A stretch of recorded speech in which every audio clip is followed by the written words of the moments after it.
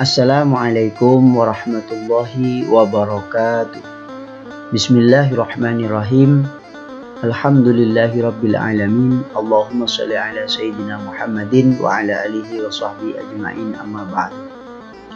Bab 5 adalah fikih ibadah, yaitu hukum-hukum Islam yang terkait dengan kewajiban ibadah kepada Allah Subhanahu wa taala.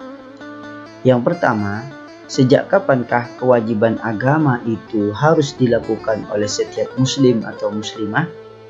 Maka menurut ajaran Islam, semua kewajiban dan larangan akan menjadi tanggung jawab setiap muslim atau muslimah apabila ia sudah masuk usia akil baligh atau balighoh. Akil baligh atau balighoh, atau batas minimal waktu mulainya kewajiban agama itu dibebankan. Nah, pada saat sudah masuk usia akil baligh atau balighoh, maka setiap muslim atau muslimah wajib melaksanakan semua kewajibannya dan menjauhi larangan-larangannya. Sebelum masuk pada fase ini, sebagaimana anak-anak yang masih ada di pendidikan anak usia dini atau taman kanak-kanak, mereka tidak wajib melaksanakan kewajiban apapun dalam agama Islam. Namun ketika masuk usia 7 tahun, yaitu kira-kira sudah masuk usia PAUD atau taman kanak-kanak, Nabi memerintahkan membuat hukum khusus, yaitu bagi para orang tua agar memerintahkan anak-anaknya untuk melaksanakan sholat. Jadi kewajibannya kalau sudah anak itu umur 7 tahun, yang wajib itu orang tuanya memerintahkan anaknya untuk melakukan sholat dan mulai memisahkan tempat tidur anak laki-laki dari anak perempuan, dan anak perempuan tidak dalam satu kamar.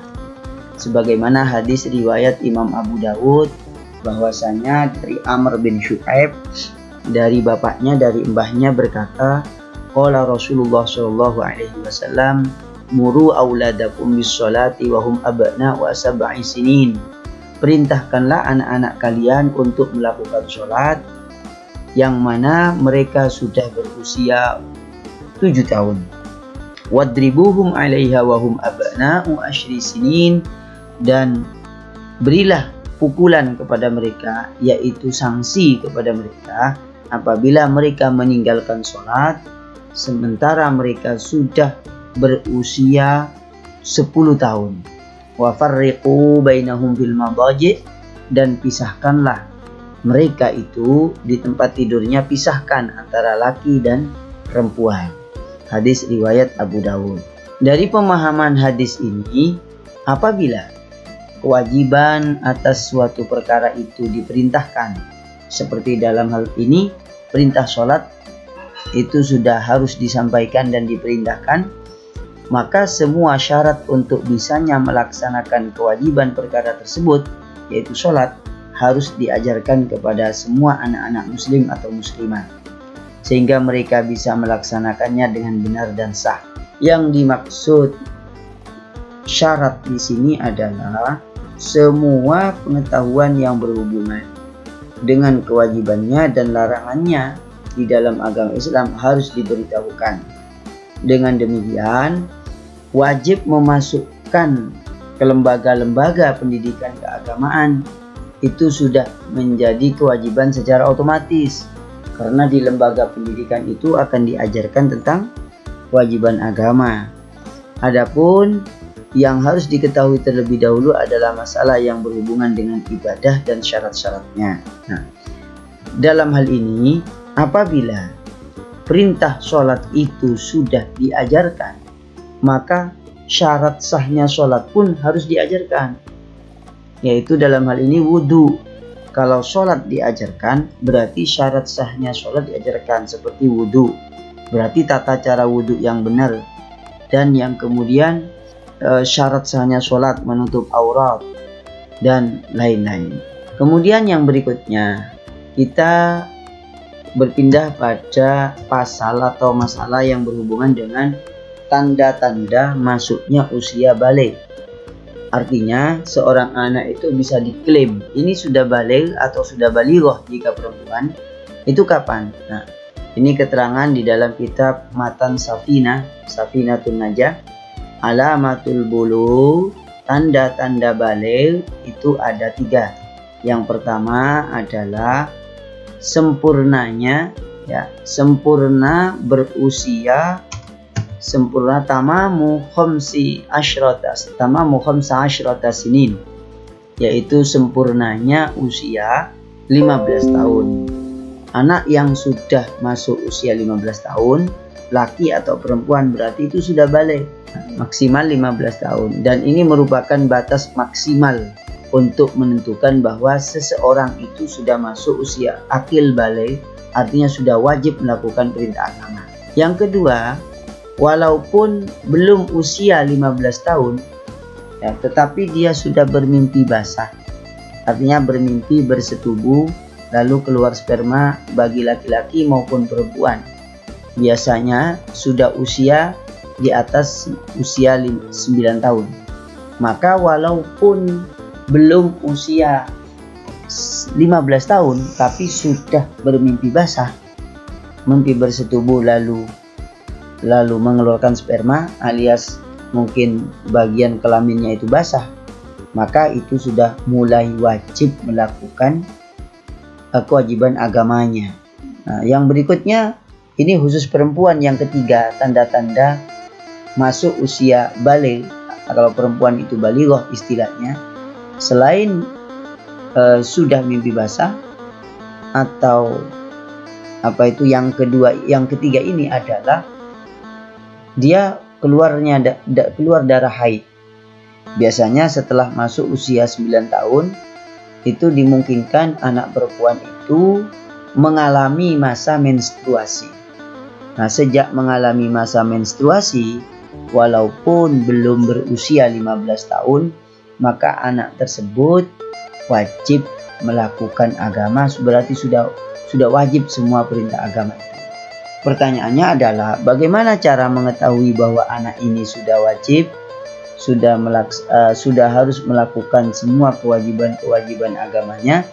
Tentu caranya adalah orang tua itu harus senantiasa memperhatikan perubahan pada diri anaknya, termasuk bertanya kepada anaknya.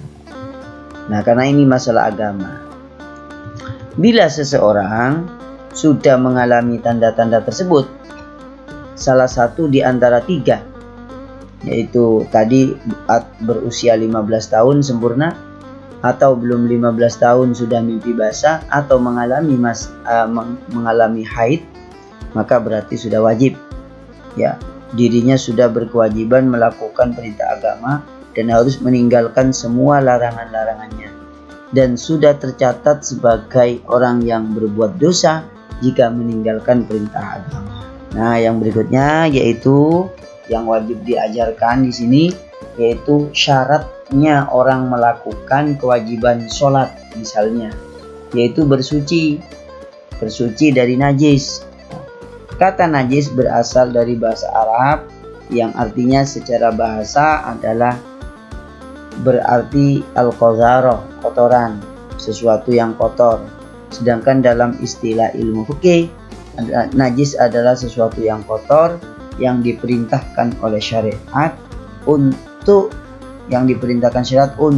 disucikan, untuk suci darinya dan menghilangkannya dari baju, badan, dan dari segala sesuatu yang disyaratkan suci saat memakai, seperti sucinya baju, badan, dan tempat melaksanakan sholat atau melaksanakan umroh dan haji, atau tempat untuk melaksanakan umroh dan haji, atau pakaian untuk umroh dan haji.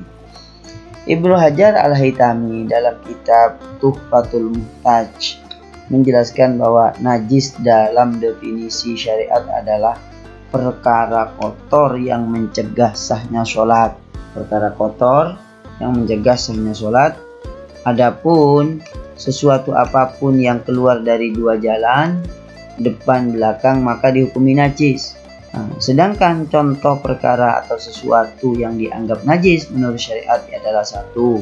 Kencing, tinja, khomer, ya minuman keras, ya khomer, minuman yang memabukkan, bangkai, yaitu bangkai hewan mati tanpa disembelih, seperti ada kambing mati, itu bangkai berarti tanpa disembelih tentunya, kecuali belalang atau hewan laut atau hewan yang sangat kecil yang darahnya tidak mengalir. Hewan laut apapun namanya itu halal tanpa disembelih. Bila mati, ada hewan laut misalnya tongkol mati, hewan tongkol mati tanpa disembelih, halal tanpa disembelih. Kemudian yang berikutnya bangkai manusia. Bangkai manusia itu tidak najis. Artinya tidak najis bagaimana? Bukan berarti tidak najis boleh dimakan, enggak, artinya boleh disentuh dan tidak najis. Kemudian yang termasuk benda najis darah, nanah, muntah, anjing dan babi. Madhi, yaitu cairan putih encer yang keluar bukan karena tekanan syahwat yang tinggi. Kemudian yang berikutnya wadi, yaitu cairan pekat kental yang keluar setelah kencing atau setelah membawa beban berat. Seperti misalnya setelah olahraga biasanya ya. Setelah olahraga, kalau madhi cairan putih encer itu misalnya ketika melihat sesuatu yang menimbulkan ereksi pada kelamin, lalu keluar cairan putih dan tidak disertai dengan rasa nikmat, itu berarti namanya madhi, itu hukumnya najis. Kalau wadi itu karena cairannya pekat kental, keluar setelah kencing atau bersamaan dengan kencing. Ya, biasanya setelah membawa beban berat atau setelah olahraga. Setelah olahraga kencing, kemudian setelah kencing keluar cairan putih yang pekat kental. Ya, pekat kental. Kemudian termasuk najis, barang najis itu adalah sperma anjing dan babi. Jadi spermanya anjing dan babi itu najis karena babi dan anjing itu hewan najis. Susu hewan yang tidak halal dagingnya kecuali susu manusia. Jadi susunya anjing atau susunya babi itu hukumnya najis, kecuali kalau air susu manusia. Kemudian bersuci, ya, bersuci yang diajarkan Islam itu ada 2 macam. Bersuci dari hadas dan bersuci dari najis. Nah, bersuci dari najis artinya tidak ada benda najis seperti darah dan nanah atau kotoran manusia atau binatang. Ya, itu maksudnya bersuci. Tidak ada darah, tidak ada nanah, tidak ada najis yang ada di badan atau di pakaian. Ketika seseorang akan melakukan ibadah, maka tubuhnya, badannya, pakaiannya, dan tempat ibadahnya harus suci dari najis. Ya, suci dari darah, suci dari nanah, suci dari bangkai, itu seperti itu. Nah, kalau cuma kotor-kotor seperti kotor tanah itu tidak najis, ya. Membersihkan najis berarti bersih dari benda, warna, bau, dan rasa najis yang ada pada tubuh atau pakaian atau tempat ibadah. Itu cara membersihkan najis itu, yang dihilangkan itu adalah bendanya, warnanya, bendanya najis maksudnya, benda najis, warnanya, baunya, dan rasa. Jadi 4 kriteria ini itu harus hilang ketika membersihkan najis, ya. Kemudian yang berikutnya macam-macam najis sebagai berikut. 1, ya, najis ringan atau najis mukhafafah. Najis mukhafafah, ya. Najis mukhafafah adalah najis ringan.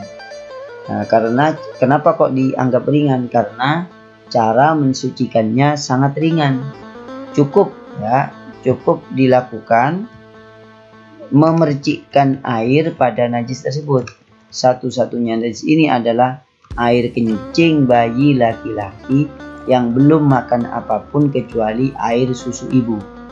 Sekali lagi, bayi yang hanya mengkonsumsi air susu ibunya, tidak yang lain, termasuk tidak susu formula, apalagi sudah makan gorengan misalnya, itu sudah tidak najis mukhafafah, Jadi bayi kalau sudah minum susu formula atau makan rawon misalnya, atau makan tahu lontong, tahu campur misalnya, ya berarti itu sudah kencingnya itu sama seperti orang dewasa.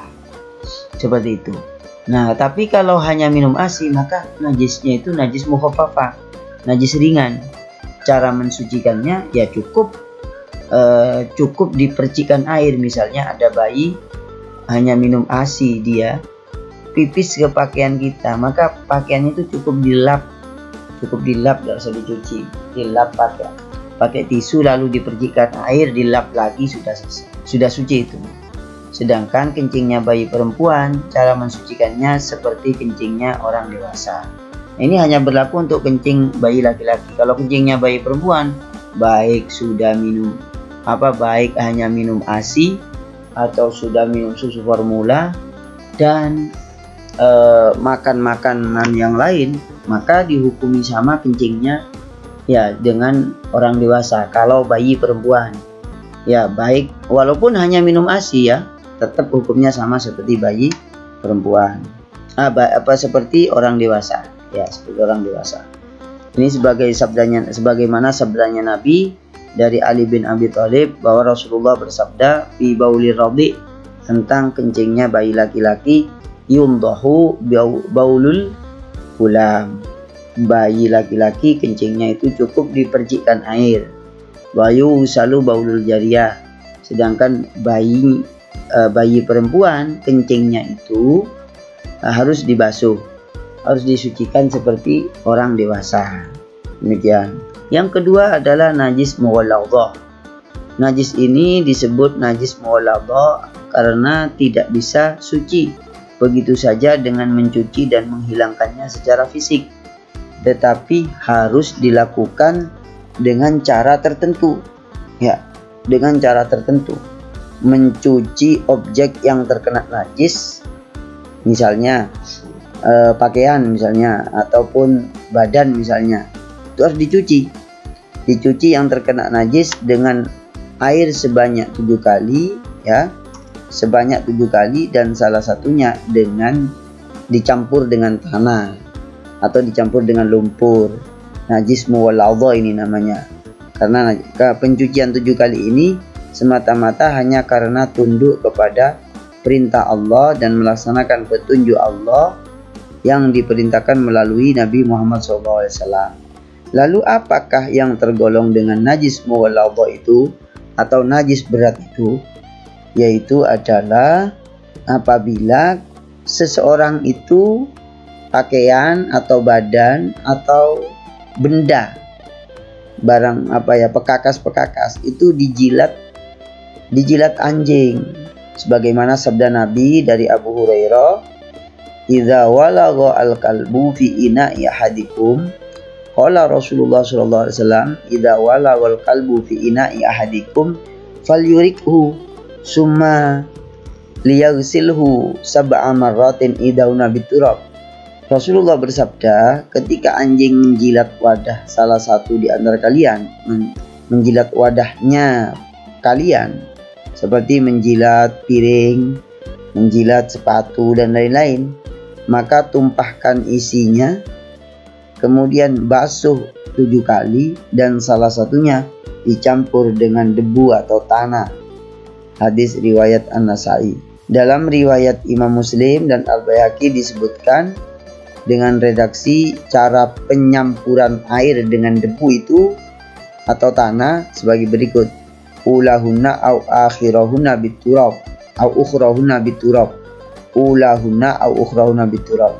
Yang pertama kali ataupun basuhan pertama kali atau basuhan yang terakhir itu dicampur dengan debu atau tanah.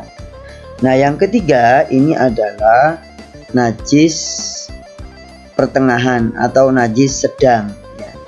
Najis ini disebut mutawassithah lantaran posisinya yang berada di antara najis ringan dan najis berat.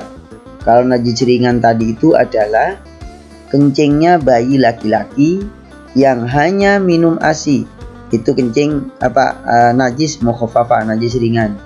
Yang sekarang ini Kemudian najis berat. Najis berat itu adalah jilatan anjing, bekas jilatannya anjing. Nah, sekarang mutawassithah, yaitu berada di antara keduanya, yaitu najis pertengahan. Untuk mensucikannya ini cukup menghilangkan bentuknya atau ain bentuk najisnya yang meliputi warna, rasa, dan aroma. Bentuknya, warnanya, rasa, dan aroma. Nah, semua najis yang tidak termasuk dalam najis berat atau ringan di atas berarti secara otomatis masuk dalam kategori najis pertengahan atau najis mutawassithah. Dalam teori hukum Islam atau fikih, ya, najis mutawassithah ini terbagi menjadi satu, mutawassithah ainiyah, yaitu najis yang kelihatan bendahnya. Terus najis mutawassithah hukmiyah, yaitu najis yang tengah-tengah dan tidak kelihatan bendahnya. Nah, najis mutawassithah ainiyah adalah najis yang memiliki warna, bau, dan rasa. Maka menghilangkannya harus dengan menghilangkan warna, bau, dan rasanya yang ada pada objek yang najis itu. Misalnya tangan terkena najis, maka dihilangkan bendanya, baunya, dan rasanya, dan warnanya. Nah, sedangkan najis mutawassithah hukmiyah, ya, adalah najis yang tidak memiliki bau, tidak memiliki warna, dan rasa. Maka caranya cukup menghilangkan dengan mengaliri air pada objek yang terkena najis. Jadi misalnya ada pakaian kelihatan seperti ada najisnya, ya cukup dialirkan saja, cuma tidak kelihatan. Kemudian yang berikutnya adalah bersuci dari hadas. Pengertian bersuci dari hadas di sini dikatakan bahwasanya Al-Jurjani, ya, mendefinisikan hadas. Apakah hadas itu? Bersuci dari hadas. Al-hadasu huwa an-najasatu al-hukmiyah al-mani'a minas sholat wa ghairiha. Hadas adalah benda najis secara maknawi, sesuatu yang dianggap najis secara maknawi, secara hukum, yang dapat mencegah seseorang untuk melakukan sholat. Artinya tidak boleh melakukan sholat. Di dalam Al-Mawsu'at Al-Fiqhiyah, yang dimaksud hadas itu adalah sesuatu, ciri atau sifat yang berkenaan dengan hukum yang ada pada anggota tubuh yang menyebabkan hilangnya sifat suci dan mencegah sahnya sholat ataupun sebagainya. Dan sifat atau ciri ini ada pada anggota tubuh, anggota wudhu ketika dia hadas kecil, dan hadas itu ada di anggota badan apabila terjadi hadas atau mengalami kondisi hadas besar. Berikutnya, pada umumnya para ulama mendefinisikan hadas. Pada umumnya para ulama mendefinisikan hadas sebagaimana di atas. Sedangkan makna yang paling sederhana yang dimaksud hadas adalah apa saja yang menyebabkan wajibnya seseorang melakukan wudhu atau mandi seluruh tubuh. Jadi apa saja yang menyebabkan harus berwudhu atau harus mandi sekujur tubuh, itu berarti hadas. Kalau mewajibkan wudhu itu berarti hadas kecil. Kalau mewajibkan mandi itu namanya hadas besar. Dengan demikian, hadas kecil menurut istilah agama adalah suatu kotoran yang bersifat maknawi, tidak dapat dilihat oleh mata kepala, yang berada pada anggota wudhu, yang menyebabkan seseorang dilarang melakukan sholat atau amal ibadah yang mensyaratkan suci dari hadas seperti tawaf.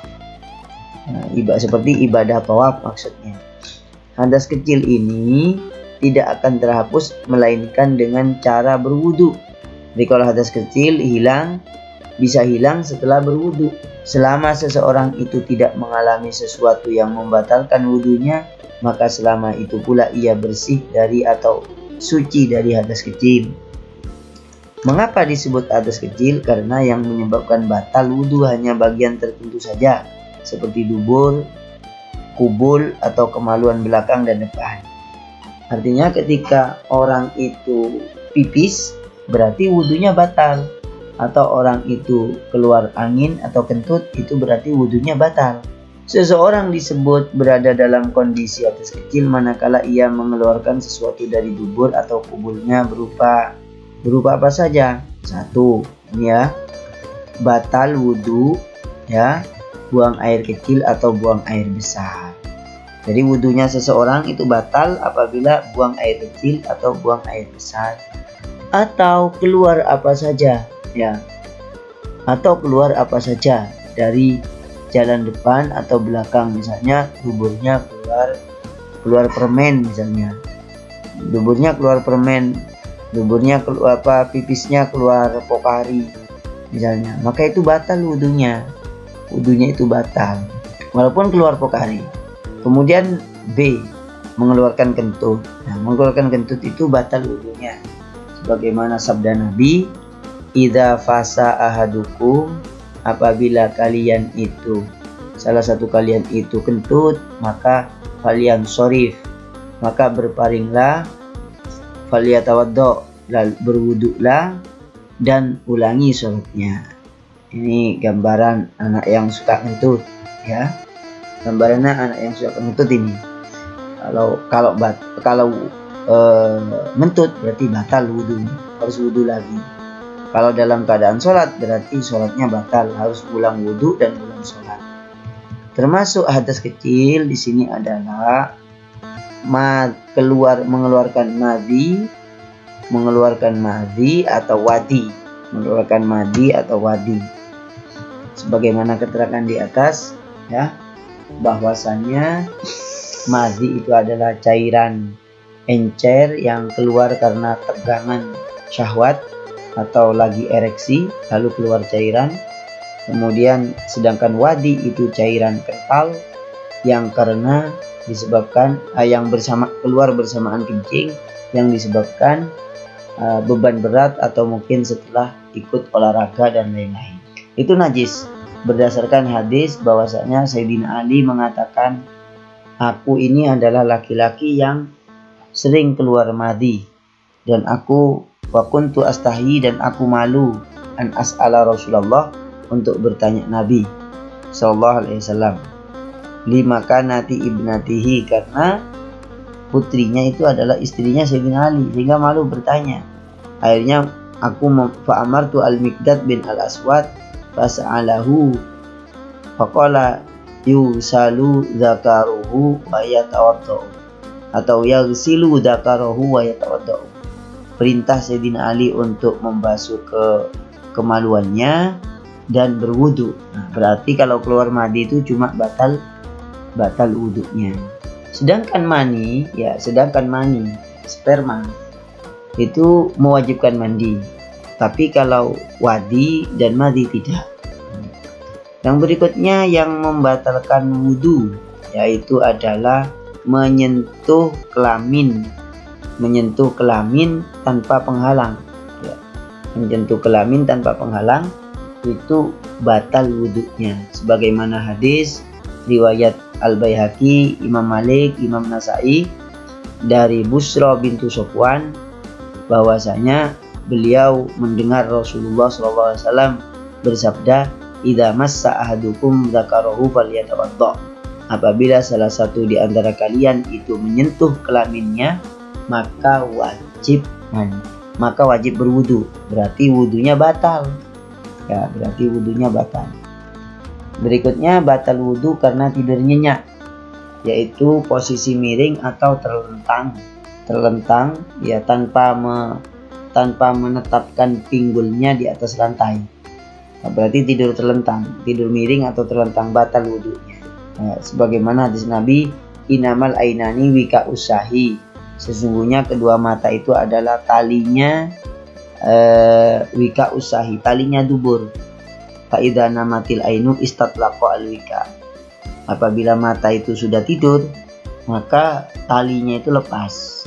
Maka orang yang wudhu itu talinya lepas, tidak tahu apa yang keluar dari tubuhnya. Maka tidur terlentang ataupun tidur miring itu membatalkan wudhu. Kalau tidur duduk tidak, ya. Kalau tidur duduk tidak, artinya pantatnya menutup ke lantai, itu tidak batal wudhunya. Karena apa? Karena pada saat itu aman keluarnya kentut. Kemudian yang berikutnya yang membatalkan wudhu sebagaimana tadi tidur. Dari penegasan di atas dapat ditarik kesimpulan bahwa seseorang akan menjadi batal wudhunya apabila terkena salah satu perkara di atas, seperti itu. Kemudian Rasulullah SAW menurut Aisyah itu pernah sholat sedang aku berbaring di mukanya dengan melintang bagaikan jenazah, sehingga ketika beliau akan witir beliau menyentuh diriku dengan kakinya. Nah, ini terkait dengan hukum ikhtilaf menyentuh lawan jenis tanpa penghalang. Nah, itu misalnya menyentuh istrinya, laki-laki menyentuh istrinya, itu ada ikhtilaf di antara ulama. Menurut ulama Asy-Syafi'i, menurut Imam Asy-Syafi'i itu batal. Menurut Imam Malik dan menurut Imam Abu Hanifah itu tidak batal kecuali kalau terjadi tegangan syahwat yang sangat tinggi. Jika memegang memegang langsung ya, jadi memegang kulitnya langsung itu batal. Memegang kulitnya lawan jenis, bersentuhan langsung tanpa pembatas dan penghalang itu batal wudhunya. Itu menurut Imam Asy-Syafi'i. Tapi menurut Imam Malik dan Abu Hanifah tidak batal, kecuali kalau sangat dahsyat, menyentuhnya sangat dahsyat sampai muncul atau menyebabkan terjadi ereksi, seperti itu.